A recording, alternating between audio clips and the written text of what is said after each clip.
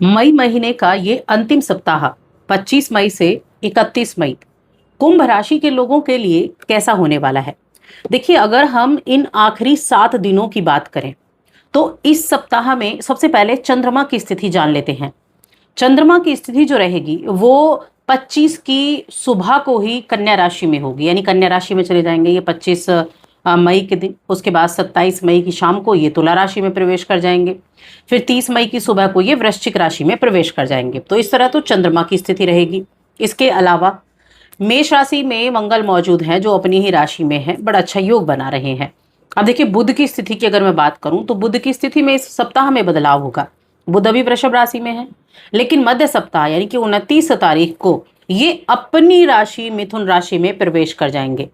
अब मिथुन राशि में अगर आप देखें तो पहले से गुरु बृहस्पति बैठे हैं, शुक्रदेव भी बैठे हुए हैं, तो यहाँ 3 ग्रह एक साथ मिलकर त्रिग्रह योग तो बनाएंगे ही, साथ में बुध के नक्षत्र का भी परिवर्तन होगा। तो इस दौरान कई तरह के ऐसे योग बन रहे हैं जो काफी प्रभावशाली हैं।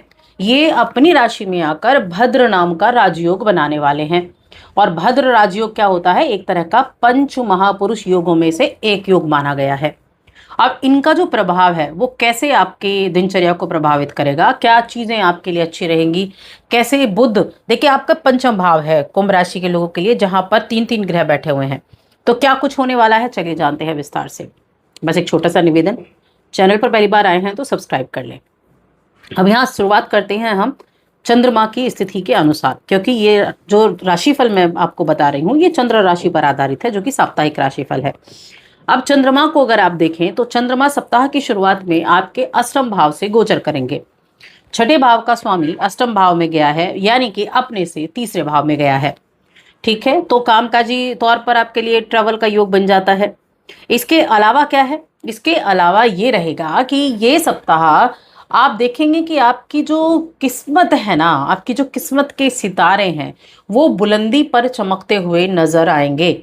और मध्य सप्ताह से तो खास तौर पर, क्योंकि ये जो पंचम भाव है ना जो आपका इतना एक्टिव है, पंचम भाव में जो गुरु बृहस्पति बैठे हैं, पंचम भाव में जो आपके राशि के योग कारक ग्रह शुक्रदेव बैठे हैं, और साथ में अब बुधदेव भी आ जाएंगे यहीं पर। बुधदेव की अपनी राशि है ये, और अष्टम के स्वामी भी हैं बुधदेव, पंचम के स्वामी भी हैं बुधदेव। तो इसीलिए ये पंचम भाव के एक्टिव होने से आपका त्रिकोण भाव एक्टिव हुआ। तो ये आपके सितारों को एक अच्छी गति देने का काम करेगा। इस सप्ताह में आप देखेंगे आपका करियर, आपका कारोबार है, आपकी नौकरी है, वहां आपका दिन बड़ा अच्छे से बीतने वाले हैं। आप अपने कार्य पर अपना पूरा फोकस कर पाएंगे। और यात्रा भी रहेगी। सप्ताह की शुरुआत में ही कोई यात्रा दिख रही है, और ये यात्रा कामकाज के सिलसिले में रहेगी, जो कि सुखद भी होगी और सफल भी होगी। अगर आप लंबे समय से बड़ा भाग दौड़ कर रहे हैं ना रोजी रोजगार के लिए, यानी बस रोजगार मिल जाए किसी भी तरह, और आप प्रयास भी कर रहे हैं, तो इस सप्ताह में कई ऐसे चांसेस आपको बनने वाले हैं जो आपके मनचाहे अवसर आपको प्रदान कर सकते हैं। तो उसके योग बहुत अच्छे बने हैं। अगर आप एक बिजनेसमैन हैं, आपका व्यापार है, अब देखिए व्यापार छोटा या बड़ा कैसी भी तरह का हो सकता है, तो उस व्यापार में अब बहुत ज्यादा आप देखेंगे कि जोखिम आपको नहीं दिखाई देगा। धीरे धीरे जो पटरी पर गाड़ी भी आ जाएगी, लेकिन जोखिम नहीं दिखाई देगा। और आपको किसी तरह का इस प्रकार इस हफ्ता में जोखिम उठाना भी नहीं है। ऐसा ना सोचें कि काश मैं ये कार्य शुरू कर दूं, कोई बड़ा जोखिम भी नहीं लेना है। इस चीज को अच्छे से ध्यान रखें। किसी भी तरह की योजना में निवेश करने से पहले अपने शुभ चिंतकों से सलाह लेना उचित रहेगा। अगर नौकरी पेशा जातकों के लिए ही हम खास तौर से देखें तो कार्य क्षेत्र में अनुकूलता बनी रहेगी। अगर आप लंबे समय से जॉब में चेंज चाह रहे थे, प्रयास भी कर रहे थे, तो उसके अवसर जरूर आपको मिल पाएंगे। लेकिन जब आप अंतिम निर्णय लेंगे तो उस अंतिम निर्णय को लेने के लिए थोड़ा सा गैप जरूर लें। थोड़ा गैप लेकर अगर उस अंतिम निर्णय को लेंगे तो ज्यादा अच्छा रहेगा। हेल्थ की बात करें तो हेल्थ के मामले में इस दौरान आप अपनी सेहत में सुधार लेकर आएंगे। इस हफ्ते में ऐसी चीजों पर काम करेंगे जो आपको स्वस्थ रखे। ये खान पान भी है, ये आपके पौष्टिक भोजन के लिए बहुत ज्यादा इंपॉर्टेंट भी होता है। शनि देव आपकी राशि के स्वामी हैं और दूसरे भाव में बैठे हुए हैं। तो अब जब देखिए, जब ऐसा होता है कि जब आपके सामने धन है, आपके पास पैसा कहीं से आया, आपके सामने धन पड़ा हुआ है, तो आप अपने खर्चों में उतनी तेजी से वृद्धि कर देते हैं। और जब तक वृद्धि करते हैं जब तक वो खत्म ना होने लग जाए। ये मन में एक ऐसा आपके लिए चीज आया है कि बस पैसा आ तो जाए, फटाफट फटाफट उसको खर्च कर देना है। तो इसको थोड़ा कंट्रोल करना है, थोड़ा पैसा अपने पास बचा कर रखना है। किसी सुरक्षित जगह, जो सुरक्षित जगह आपको लगती हो वहां पर रखें। बैंक लगता है बैंक में रखें, इन्वेस्ट करना है इन्वेस्ट करें, कहीं देना है वैसे दें, लेकिन थोड़ा सा आप करें, थोड़ा माता पिता को भी दें, ताकि उनके लिए भी आप थोड़ा सा ये पैसे का इंतजाम कर सकें। ये भी आप करें। इस समय घर परिवार के लोगों पर अपने फैसले थोपने की कोशिश ना करें। आप कर सकते हैं ऐसा। कई बार व्यक्ति होता है ना कि जबरदस्ती अपने फैसले थोपने की कोशिश करता है। वो ये नहीं देखता कि सामने वाला किस सिचुएशन में है या फैमिली के मेंबर्स क्या सोच रहे हैं।